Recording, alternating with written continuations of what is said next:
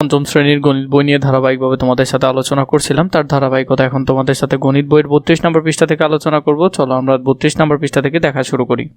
নিচে 3 ও 4 এর গুণিতকগুলো সারি ভালোভাবে লক্ষ্য করি এবং কোন গুণিতকগুলো একই তা গোল চিহ্ন দ্বারা চিহ্নিত করি।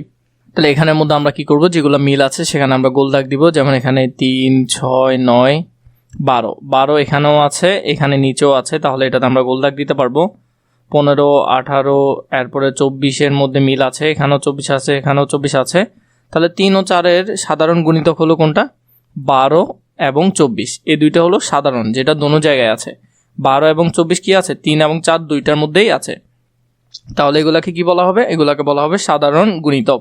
যেসব সংখ্যা 3 ও 4 উভয়ের গুণিতক, সেই সব সংখ্যাকে 3 ও 4 এর সাধারণ গুণিতক বলে। তাহলে সাধারণ গুণিতক কিভাবে বলে বা কাকে বলে আশা করি এখান থেকে বুঝতে পারবে। 3 ও 4 এর সাধারণ গুণিতকগুলো হলো 12, 24 এবং 36।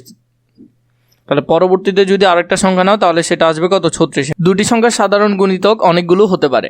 তারপরে 2 আমাদেরকে যেটি দিয়েছে, নিচের সারি দুটি সংখ্যা নিচের সারি দুটি থেকে 4 ও 6 এর সাধারণ গুণিতক গোল চিহ্ন দিয়ে চিহ্নিত করি এবং সাধারণ গুণিতকগুলো নির্ণয় করি। তো এখানে 4 এর গুলো দিয়েছে, যেমন দেখো এখানের মধ্যে 4 অনেকগুলো দিয়েছে, এবং 6 এর যে সাধারণ গুণিতকগুলো আছে সেগুলো যদি আমরা নির্ণয় করি, তাহলে এখানের মধ্যে আমাদেরকে 2 নম্বর অংশে যেটা দিয়েছে 4 এর গুণিতক। তো 4 এর গুণিতক আমরা নিব 4 একে 4, 4 দুগুণে 8, 3 4 12, 4 4 16, 4 5 20, 4 6 24। আমাদের মূলত এগুলো থেকে বাছাই করতে হবে 6, 6 একে 6, 6 দুগুণে 12, 3 6 18, 4 6 24।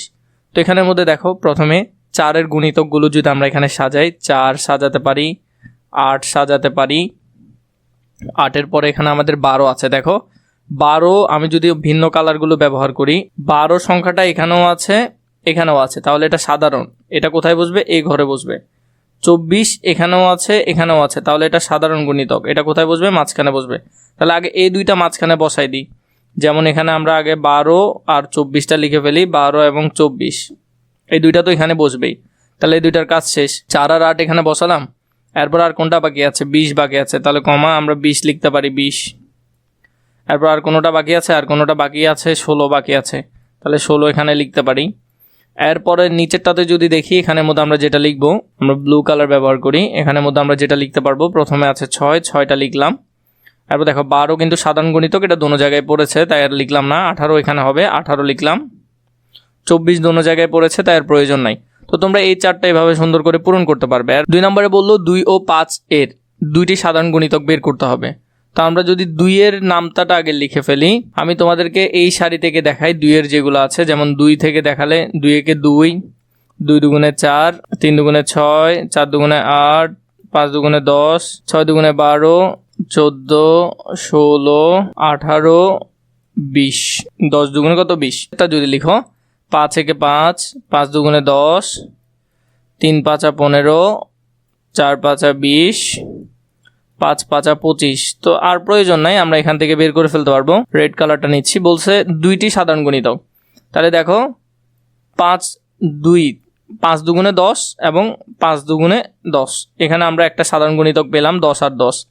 আরেকটা পাচ্ছি 20 আর 20। তাহলে চারটা কি হবে? এই দুইটা যদি গুণিতক লিখি সেগুলো হবে, একটা হবে 10, আরেকটা হবে 20, এই দুইটা।